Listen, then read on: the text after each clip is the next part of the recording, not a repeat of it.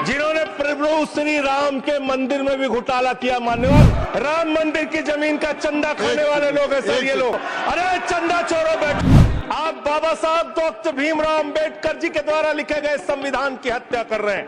इस बिल पर न हिंदू को खुश होना चाहिए, न सिख को खुश होना चाहिए, न ईसाई को खुश होना चाहिए, न जैन को खुश होना चाहिए, न बौद्ध को खुश होना चाहिए, क्योंकि नंबर सबका आएगा। न मेरा है न तेरा है, ये हिंदुस्तान सबका है। नहीं समझी गई ये बात तो नुकसान सबका है। न तेरा है न मेरा है, ये हिंदुस्तान सबका है। नहीं समझी गई ये बात तो नुकसान सबका है। जो आकर मिल गई इसमें वो दिखलाई नहीं देती, जो नदियां मिल गई इसमें वो दिखलाई नहीं देती। महासागर बनाने में मगर एहसान सबका है।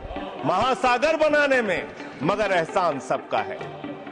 मान्यवर, हम लोग बचपन से एक शब्द सुनते आए, सरकार माई बाप। सरकार माई बाप यानी कि जो सरकार होती है वो लोगों की माई बाप होती है, मां की तरह ख्याल रखती है, पिता की तरह ख्याल रखती है। लेकिन अगर कोई सरकार अपने बच्चों को उसका गला घोटने पे उतारू हो जाए तो वो फिर सरकार निष्पक्ष सरकार नहीं है। नहीं है मान्यवर, वो सौतेली मां है, वो सौतेली मां है, उसका व्यवहार सौतेला है। और आज आप जो काम कर रहे हैं इस बिल के माध्यम से, आप बाबा साहब डॉक्टर भीमराव अंबेडकर जी के द्वारा लिखे गए संविधान की हत्या कर रहे हैं। और ये बात मैं इसलिए कह रहा हूं कि बाबा साहब डॉक्टर भीमराव अंबेडकर जी ने संविधान की धारा 26 में लिखा, धार्मिक मामलों के प्रबंधन की स्वतंत्रता, धार्मिक एवं धर्मार्थ उद्देश्यों के लिए संस्थाओं की स्थापना एवं रखरखाव करना, धर्म के मामलों में अपने स्वयं के मामलों का प्रबंधन करना, चल एवं अचल संपत्ति का स्वामित्व एवं अधिग्रहण करना तथा ऐसी संपत्ति का कानून के अनुसार प्रशासन करना। यह अधिकार आपने नहीं दिया, यह अधिकार किसी भारतीय जनता पार्टी के लोगों ने नहीं दिया। यह अधिकार बाबा साहब डॉक्टर भीमराव अंबेडकर जी के द्वारा लिखे गए भारत के संविधान ने दिया। मान, और आप उस संवैधानिक अधिकार को छीन रहे हैं एक गैर संवैधानिक बिल लाके। क्या क्या लिखा इस कानून के अंदर आपने, किस तरीके से आपने इस संविधान की हत्या करने का काम किया। आप बड़ी बड़ी बातें कर रहे हैं। ये सरकार कह रही है कि ये कानून हम मुसलमानों के भले के लिए आ रहे हैं। जब मैं आपसे सुनता हूं तो मुझे लगता है कपिल शर्मा कॉमेडी सर्कस में बोल रहा है। आप मुसलमानों का भला कर रहे हैं, आप मुसलमानों का भला कर रहे हैं। दोनों सदन में एक भी सदस्य, दोनों सदन में सिर्फ एक सदस्य गुलाम अली को छोड़ के एक भी सदस्य आपका मुसलमान नहीं है। आप मुसलमानों का भला कर रहे हैं, आप मुसलमानों का भला कर रहे हैं। पूरी सरकार में एक मंत्री आपका मुसलमान नहीं है, आप मुसलमानों का भला कर रहे हैं।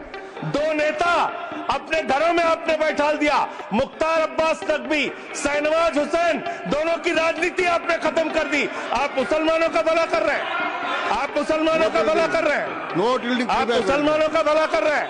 अरे सुनना सीखो पहले। मान्यवर,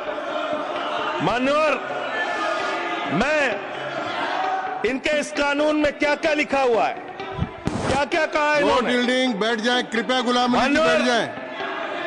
धार्मिक संपत्तियों को ये बिल कब्जा करने की नापाक कोशिश है। और धार्मिक संपत्तियों को सदन में इतनी कब्जा करने के लिए सदन में इतनी शांति है कि आराम से आप बोलोगे। आराम से बोल रहा हूँ सर। आप बैठे हैं तो आपको देख के वैसे ही आराम आ जाता है। आपको देख के मैं वैसे ही आराम में रहता हूँ सर।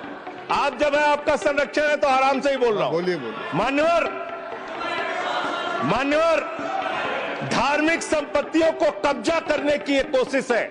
इसलिए इस बिल पर न हिंदू को खुश होना चाहिए, न सिख को खुश होना चाहिए, न ईसाई को खुश होना चाहिए, न जैन को खुश होना चाहिए, न बौद्ध को खुश होना चाहिए, क्योंकि नंबर सबका आएगा।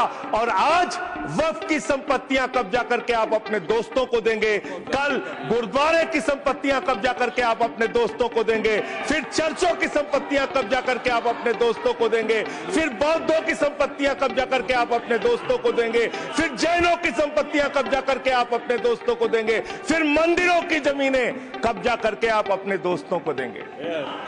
आप तो वो लोग हैं जिन्होंने प्रभु श्री राम के मंदिर में भी घोटाला किया, मान्यवर, प्रभु श्री राम के मंदिर के जमीन में घोटाला किया।